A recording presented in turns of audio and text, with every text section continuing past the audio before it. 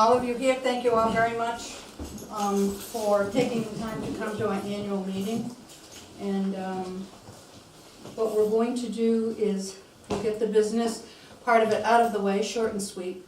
And then we're going to fix some technical difficulties. So instead of having the meeting and then the presentation and then treats and food, we'll do the business meeting and then we'll have some food and drink, and then we'll come back and listen to Jared do his talk, okay? So there'll be a little bit of difference. I made it big enough type so I don't have to wear my glasses, just to be sure. So, I'm calling the 2018 annual meeting of the Governor Bellingham Cary House Association to order. And for those of you who don't know, I'm Karen McInnes, and I'm fortunate enough to be president of this association. Tonight is our 105th annual meeting, which I think is pretty impressive. It's really incredible.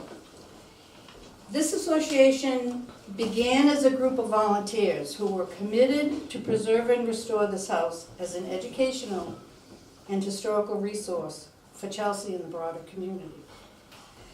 The last century has seen many changes, but our spirit of volunteerism remains as strong as ever. We have no paid staff. We are all volunteers, board members and members alike. We continue to thrive by membership, donations, events, and grants. However, we do have a logbook. We started this a couple of years ago. Of all the volunteer hours spent working on projects at the house, we don't include the time that we spend at our monthly meetings, and we don't include the hours that any of us spend at home, maybe planning an event, talking to members, having little subcommittee meetings via email, or writing brochures or grants or whatever. We don't count those. But we do count that which we get ready for work projects in the house. In our last fiscal year, from the end of March, the 1st of April last year until the end of March today, this year, we logged over 220 volunteer hours just in the house. And I think that's phenomenal. I mean, that's, what, 5.5 weeks of work, full-time work, and it's really phenomenal. On behalf of myself and the entire board, some of whom are here and some of whom are not here, I'd like to sincerely thank all who have rendered their time, money, and support to the association in the past year. And I do have to say this, that while all have contributed, I believe that the entire board will join me in a special thanks to my husband, Bruce McInnes. Yes. He does it all. Whatever we need, whenever we need it, we're indeed fortunate to have him on our team. And Bruce, thank you very much, and thank all of you. So, now I'm going to ask Matt Frank, where are you? There you are. We'll read the minutes from the 2017 meeting written by the recording secretary at Belkray. All right, so the Governor Bellingham Cary House Association minutes of the annual meeting held on May 13th, 2017. There was a call to order, and the meeting was called to order at 6 p.m. by President Karen McInnes. There was a roll call. All board members were in attendance, with the exception of Treasurer Sarah Gay Jackson, who was excused, though she's here now. Opening remarks. President Karen McInnes welcomed all to the meeting and extended her thanks and appreciation to all who had contributed to the success of the past year. Reading of the minutes of the 2016 annual meeting. The minutes of the 2016 annual meeting, which was held on June 25th, 2016, were read to the board by Trustee Matt Frank, following a motion which was made by Irene Malachowski and seconded by Jean Chapman. The minutes were accepted as read. The report of the treasurer. Although she was excused from that meeting, Sarah provided the following financial information prior to the meeting. These figures are reflecting the period between April 1st, 2016 and May 30th, 2017. Membership dues and contributions for the stated time period were $3,022.09. Dues were $1,379. Contributions and events were $1,643.09. and expenses were $12,208.11. The TD Bank North checking account balance was $1,134,000. No, there's a typo in here somewhere. $1,138.84. Not a million, Matt. Not a million? All right. So, does anybody know what that number is? 1 second. A million would be nice. The I know, that's impressive. It's a goal. Is that 1,000? There you go. 140,000. 1,308.84. We'll have to make a motion to kind of edit that up. TD Bank North savings account balance with an interest made of $11.45 of $16,618.57, and a Cornerstone investment balance of $140,166.38. Well, I'm impressed that people didn't wink an eye when I said $1 million. I did. Following a motion which was made by Edward McKern and seconded by George Ostler, the report of the treasurer was accepted. There was a report by the curator, and George Ostler reported that there has been little activity regarding tours, and expressed his feelings that this is a result of the fact that we've only been able to enjoy limited use of the house due to the ongoing repairs to the first floor, which were brought about by freezing and bursting of a water pipe in the rear of the house in that winter of 2016. There was an election.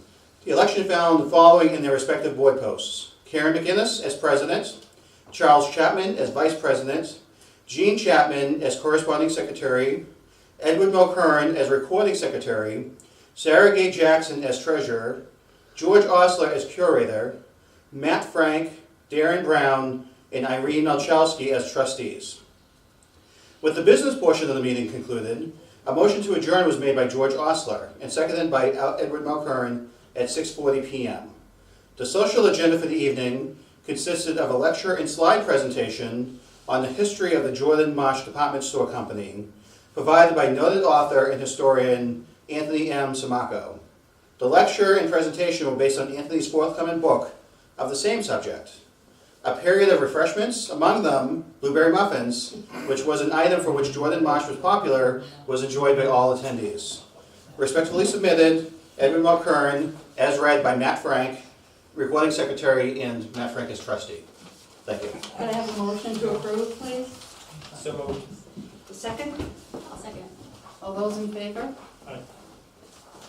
Thank you. Thank you, Matt. Thank you. Thank you both. And now could we have the report of treasurer, Sarah G. Jackson? The balance in the account of the TD Bank account as of 4/1/2017 was $1,138.84. The balance as of 3/30/18 was $600.10. We had $5,378 in dues and contributions. We did transfer money from the Cornerstone account to that account. The Cornerstone account, the beginning balance was $139,357.67. The ending balance was $132,720.57. And the TD Bank savings account is not coming up on my computer.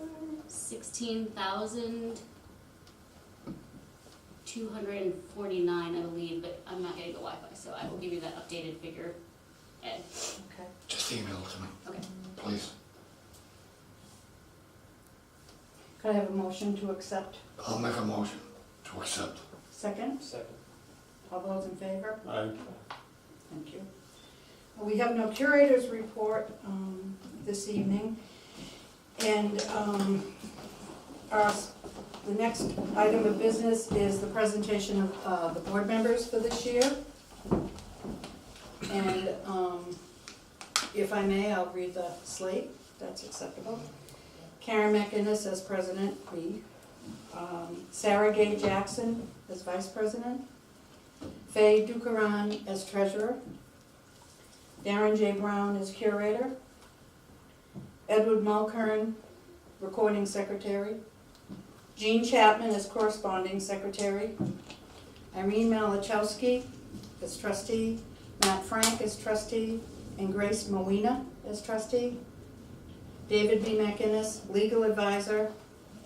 And we have 2 new positions that I'd like to have people vote on. There's a real measure of respect for what they've taught us and what they continue to teach us.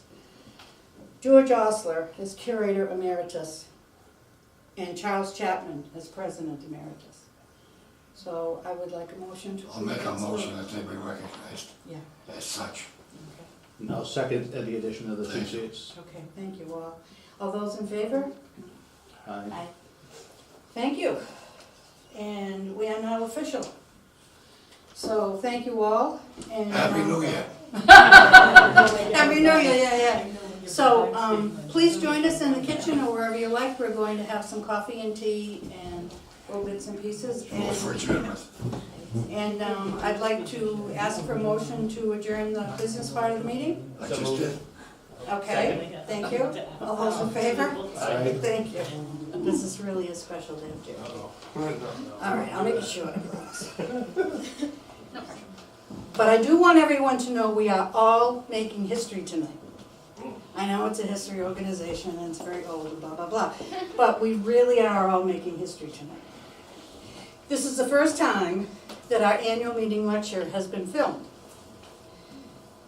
A sincere thank you is offered to Duke Bradley, Paula Batchelor, and Chelsea Community Television. CCTV's technical director, Ricky Velez, will be filming this event. We're grateful for this opportunity to share this remarkable building with the viewing audience and plan to collaborate with CCTV at other events, both here at the Governor Bellingham Cary House and at the CCTV studio. So stay tuned. And now, for tonight's entertainment. Tonight's presentation is by Mr. Jared Staples. Jared is a local professional photographer and lover of history, with an MFA in visual art from the Art Institute of Boston at Lesley University, and a background in both fine art and commercial photography. He has worked in both digital and film mediums.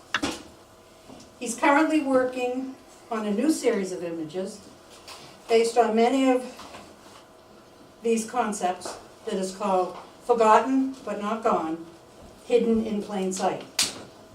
This evocative new series of images, no pressure, will be presented here on Saturday, June 16th, from noon to 4, in a photography exhibit along with Chelsea native Matt Frank's sought-after offerings of photographs of Chelsea. An opening reception will be held the night before, Friday, June 15th, from 6 to 8. Also, our annual Strawberry Festival will also be on Saturday, June 15th, from 1 to 4. So we'll have many tasty treats to enjoy. We look forward to welcoming you at one of these 3 events on that weekend in June. And now, may I introduce Jared Staples in the Catalog of the Forgotten, an intersection of photography, history, and memory. Thank you, Jared.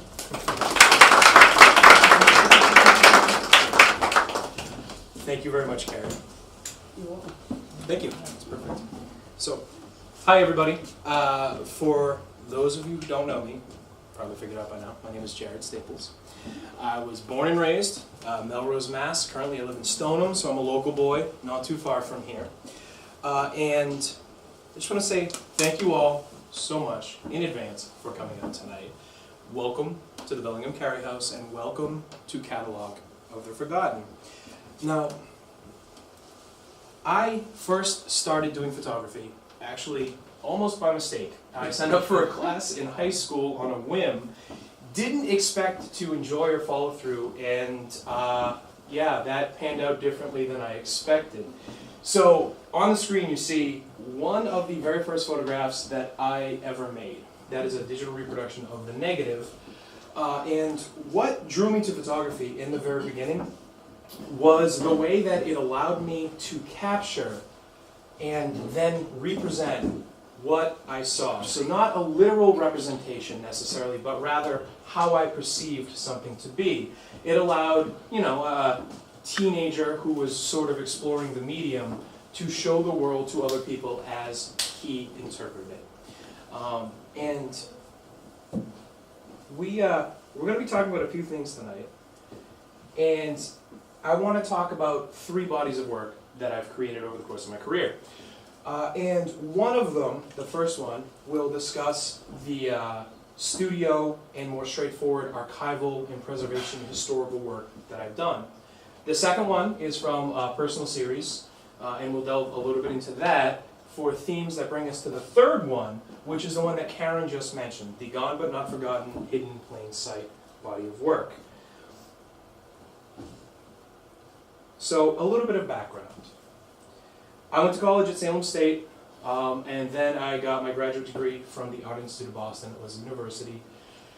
During that time, photography moved from a passion to a career for me.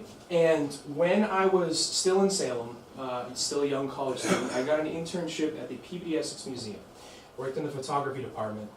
And we did a lot of different kinds of photography there, but the type that drew me in the most, the nature of the archival documentary photography, was something that I had never experienced before. They hadn't prepared me for or trained me for. They had prepared me for a much more commercial world. And what I loved about it was you use all of the same commercial studio techniques and tools, but to achieve a much different end. And that period of my life is where I trace the interest I have in the archival and the studio work that I've done over the years. That period, it really is the genesis for a lot of what we're going to talk about later on tonight. Now, the first thing I want to do is talk about some of my professional studio work. And when I worked at the museum, I started my own freelance business on the side, which has grown over the years, and I've done multitudes of different types of photography, but I always return to this type of work. A lot of the images I show you tonight will come from a body of work I did for the Beverly Historical Society, now Historic Beverly, and they got the opportunity to hire me to document a lot of the textiles and clothing in their permanent collection over the course of 2 or 3 years. Now, as a lover of history, I'm in my glory when I'm creating these images. I love a good story. That's really, in a lot of ways, what history is. Now, it's the stories that get remembered. And the objects that I photograph have so many stories to tell. And when I worked at the museum especially, I got to work closely with the curators and conservators that knew everything there was to know about these objects. And they were able to tell me anything. Really, they answered any question I had. And it just opened me up to this whole world of stories and experiences. And what I found myself drawn to were not necessarily the objects that had specific historical importance, but the ones that were commonplace or everyday. I thought they were as fascinating, if not more fascinating, than the ones that had specific historical intrinsic value. Now, what struck me as funny from the beginning of all of this was the fascination I had with these objects balanced against the very straightforward way that we had to capture them. There's no glitz and glamour, there's no high polish. This is a document. It is made to create a record of the object at the time you take the picture.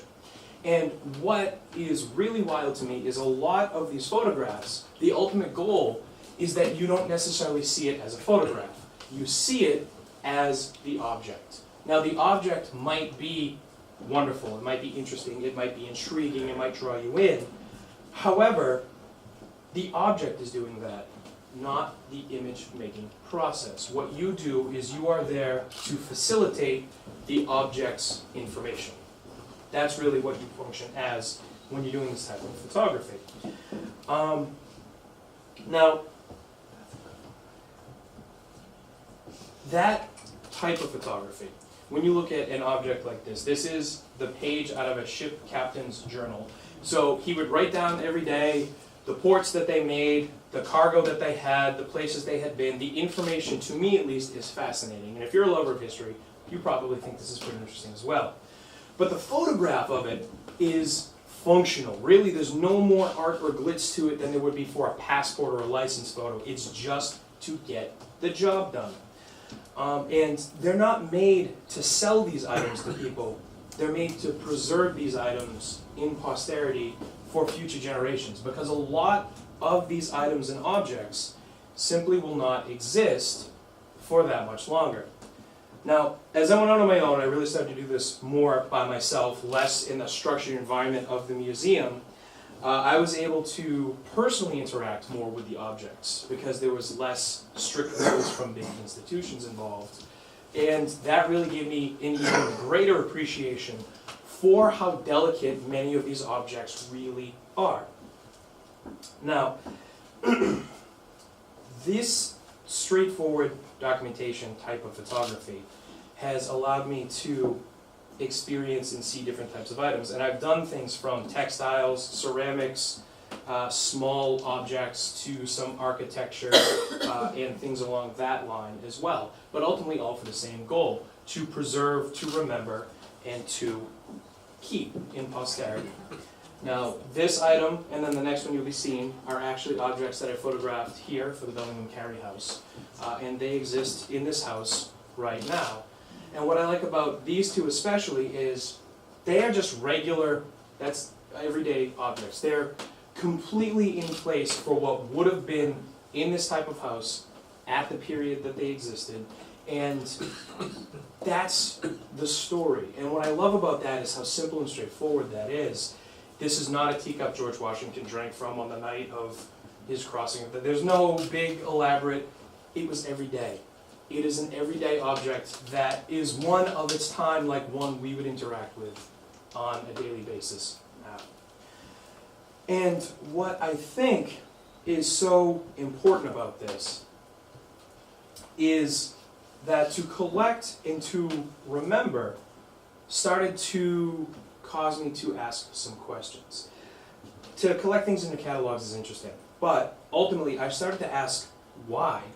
And that question, I think, in one sense, seems like has a very obvious answer, because you want to preserve, because you want to remember, because you want to keep. But at the same time, I feel like that answer is actually very complex, and I started to dig into it a little bit more, because I had, for some reason, in me, I don't know if you would call it like an existential crisis, but I really started to ask, why? Why am I doing this? Why am I devoting my life, my time to this? I know it's important to me, but why is it important beyond me and my own satisfaction? And I think the answer I came up with is really it all has to do with history and memory and how they specifically are linked to photography. For those interested in history, and I do realize that maybe not everybody is, but for those of us that are, and I think maybe if you're here tonight there's a better chance than not, then you have at least some interest in it. If you have that interest, there's an invested interest in preserving history, not just appreciating history. Because you can't appreciate something that doesn't get preserved. You lose it. It's gone. And I think the things that draw us to the history of a person, a place, or an object also keep us wanting to engage with these people, these places, these objects. And history is, at its truest form and most apolitical form, the very act, I think, of remembering. Now, I was once told that remembering is in and of itself a redemptive act. That by remembering you are saving something. By remembering you are stopping something from being forgotten and from, therefore, disappearing. How much of history do we not know about because we don't have records of that history? They were destroyed, they were lost, and we just have to guess and use context to try to understand where certain peoples or groups were coming from because we don't have records to preserve it. Now, I want to share a quote with you that I warn you up front is a little dense. However, it's worthwhile. So I'll read it out to you. The camera saves a set of appearances from the otherwise inevitable supersession of further appearances. It holds them unchanging. And before the invention of the camera, nothing could do this except in the mind's eye, the faculty of memory. That's from John Berger. Now, he is a writer on photography, on our relationship to it. He is a cultural historian. And his writings tend to be intense and deep and very academic. And that is not usually very accessible to everybody on a daily basis. So I fully admit that this is maybe more arty than most people would like it to be. But I think the sentiment is really important. And what that is to me it's that photography, especially early photography, is so often seen as a form of truth. It's seen as an accepted document that records the way things are. And with the modern world of Photoshop and CGI and digital retouching, things like that, that's not necessarily as true as it was, if it ever really was as true as we wanted it to be. But what matters to me isn't how truthful a document really is, it's how truthful we perceive it to be. Because if we trust an image, if we believe in image, then we trust what it's telling us. We trust what it's trying to convey to us. And by trusting, by participating in it, we accept it, and then we can share it. And when we share it, we can do things like access memories that we don't actually have. So there are things in history that we can participate in, that we can remember, that we have never actually encountered ourselves. For instance, many of us in this room may never have seen this painting in real life. I have, because I had to photograph it to document it, and it exists in a private home, in a private collection. Now that being said, you have seen it, you can remember it, and further on down the road, you can conjure this memory up, and now you have that, and you can describe it to somebody else. To transport that to a different line of thinking, imagine, say, the Mona Lisa. When you think of the Mona Lisa, you may never have traveled to Paris, you may never have been in the Louvre, but even if you haven't, you can probably imagine what that painting looks like. The same with things like architecture from ancient Greece, the Parthenon, or sculpture, Michelangelo's David. Even if we've never visited, even if we've never seen, photography allows us to interact with these things, to recognize them, and then sort of internalize that memory. And with something like this, especially a 2D painting, what happens is when you look at this, you're not consciously thinking to yourself that you're looking at a photograph of a painting, but you're looking at the painting itself. So photography can act as sort of this portal that allows you direct connection to the actual object that it's sort of hooking you up with. Now, that all matters to me because these objects that I photograph so often will not exist for much longer. They are things that were in private collections, they weren't always cared for, even conservators coming in haven't been able to stop decay. And at a certain point, you won't be able to take these out of their archival boxes without damaging or destroying them.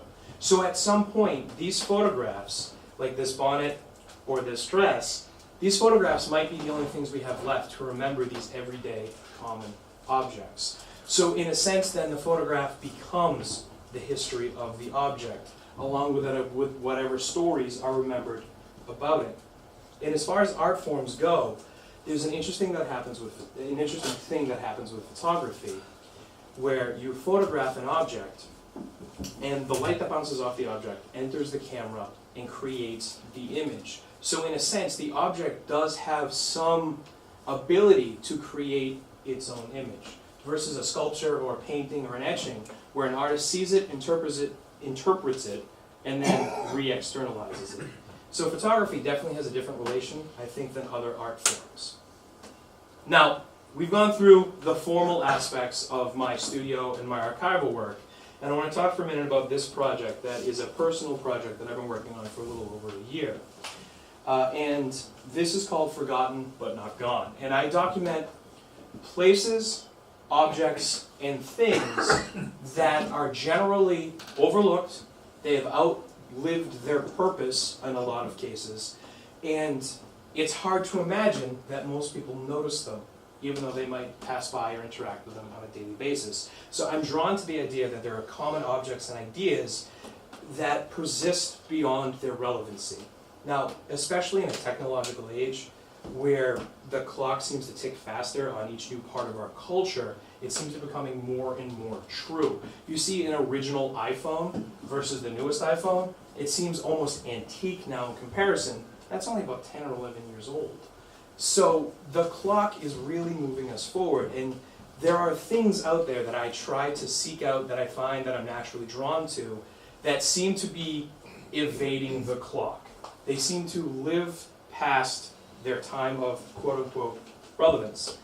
And nostalgia also plays a part, because from series like Stranger Things on Netflix that takes place in the 80s and is a throwback to many of us of childhood and things, to retro soda cans they have with throwback designs that look like they used to back when we were all younger or before we even existed sometimes.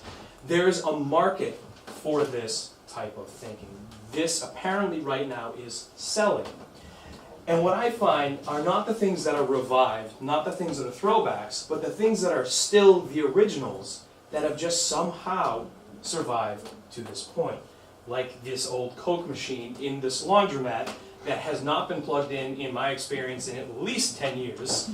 Does not work, I don't know why it's there, and I always see people try to get Coke out of it. If they put a new one in, they could probably make some money. Now that being said, I see people go up to it. All of the times I have been in this laundromat, between photographing and actually using it just for a regular laundromat, I have encountered over the last 10 years a grand total of maybe 7 people. This entire laundromat, which is the building I showed you in that first slide, is sort of just forgotten. I know a lot of people that live in this neighborhood that don't realize there's a laundromat there. And it's a freestanding building with its own parking lot that nobody pays any attention to. And that being said, out behind it, there are just abandoned cars, there are all sorts of things. It seems to be this strange void area that nobody realizes still exists. And in accordance with that, sorry, there we go, technical stuff, but I fixed it. Now, these things in our everyday lives that get overlooked, the things that we don't notice when they're here, a lot of the times we do notice when they're gone. So somehow their absence makes more of an impression than their presence did.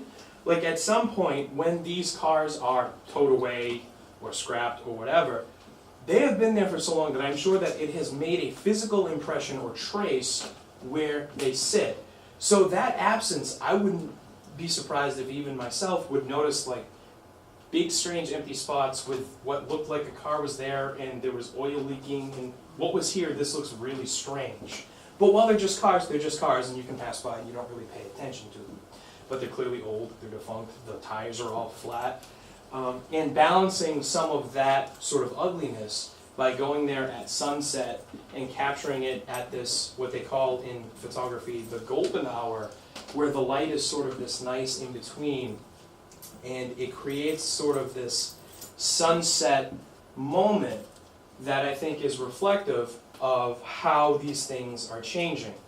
And now you get into the laundromat, the view from outside, this one strange window that they have in the entire laundromat that allows you to see the antiquated machines, and what you can't see is half of them have signs that say broken, do not use. And frankly, the other half probably should.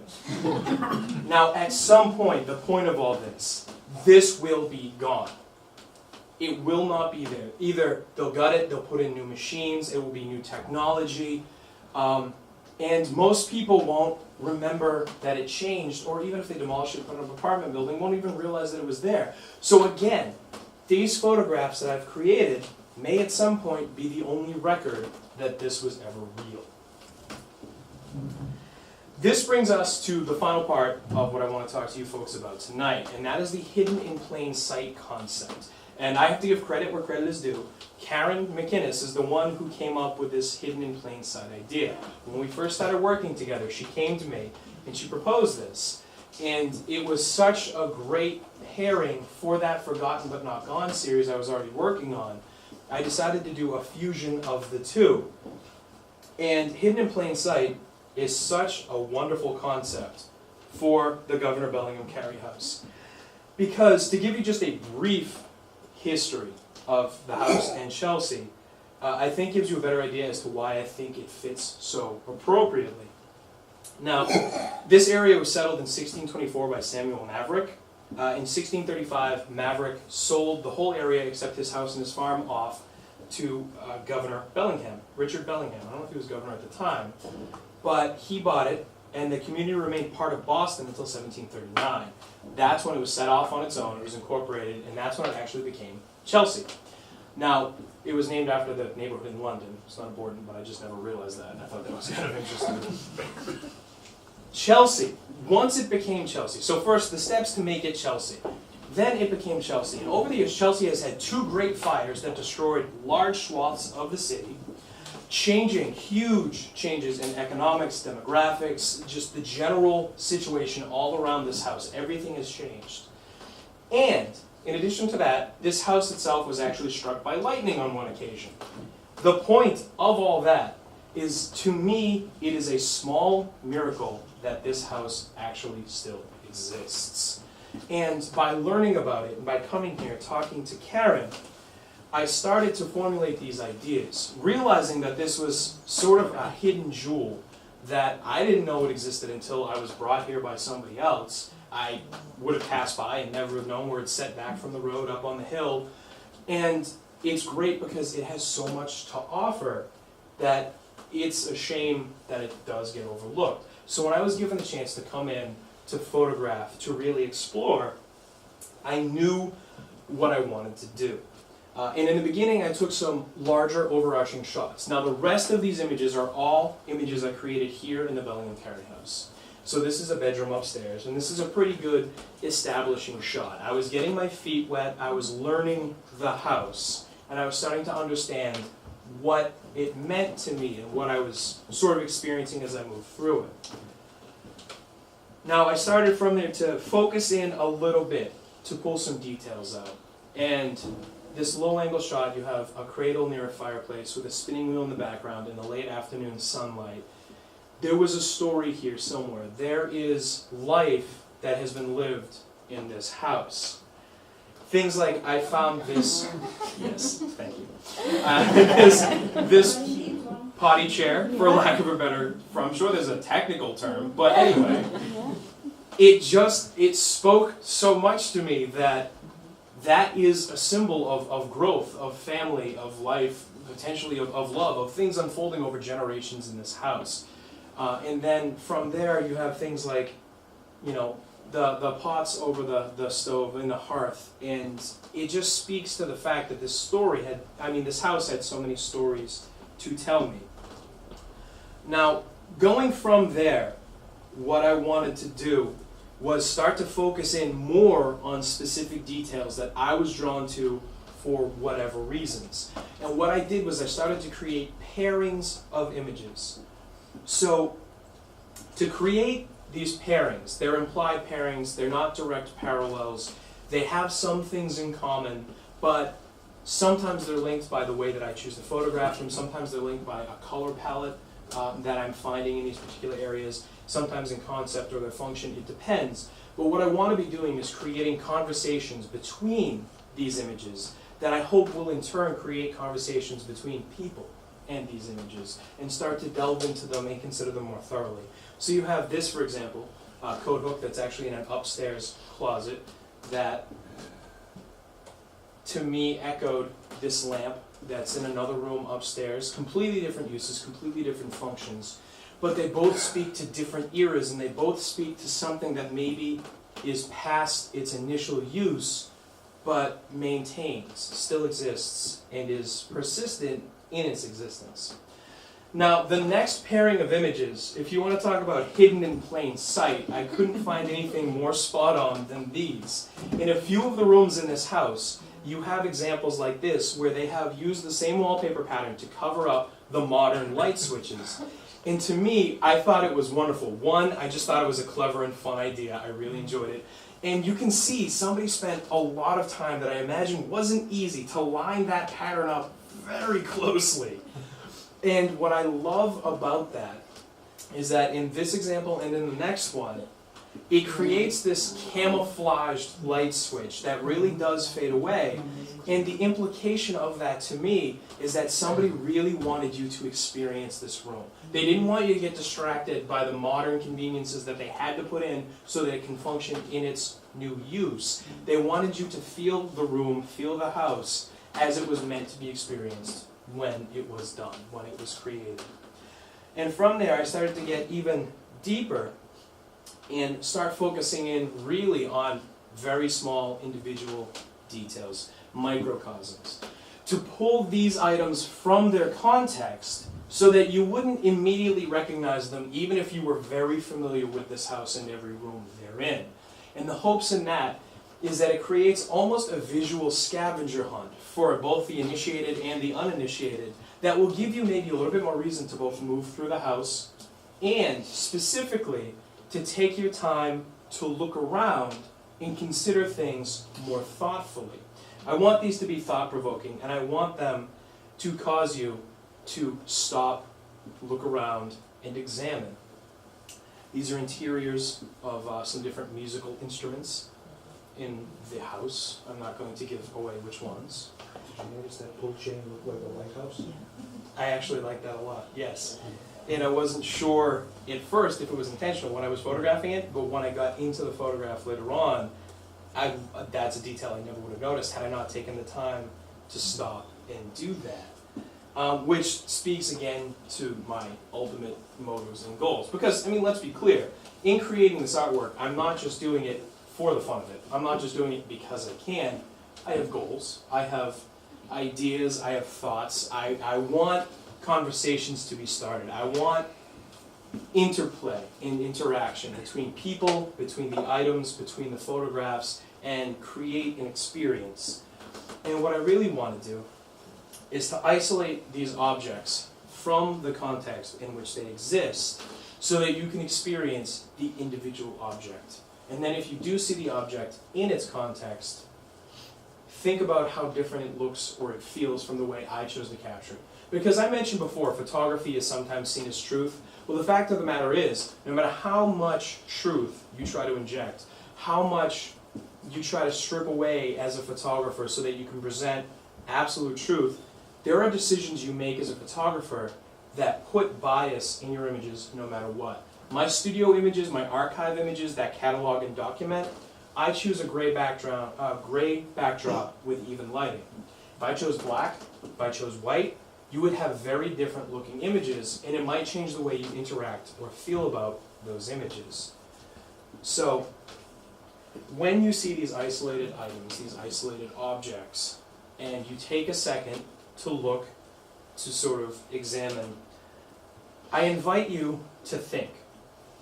And I invite you to think about your everyday life and the objects that you're around, that you use, that you interact with on a daily basis.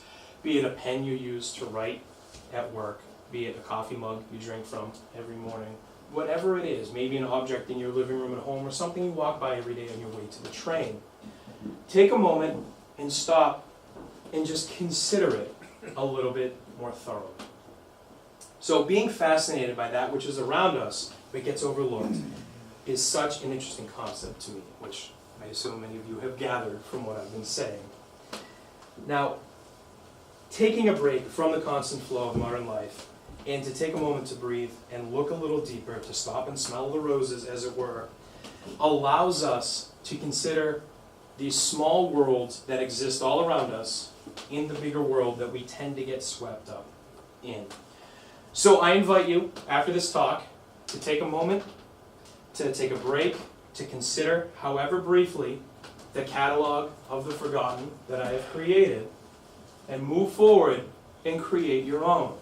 Interact with your world, think about your experiences in your life, and what matters to you that you never notice and haven't paid attention to. Thank you all very much for joining me tonight. I hope everybody enjoyed it. We fought through the technical issues.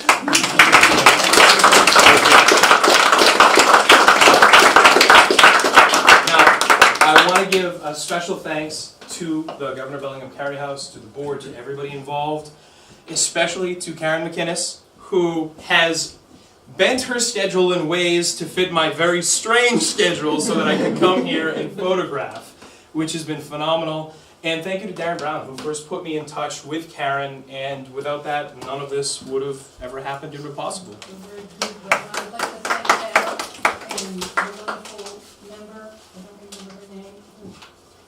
Yes, please, thank you. You made tonight possible.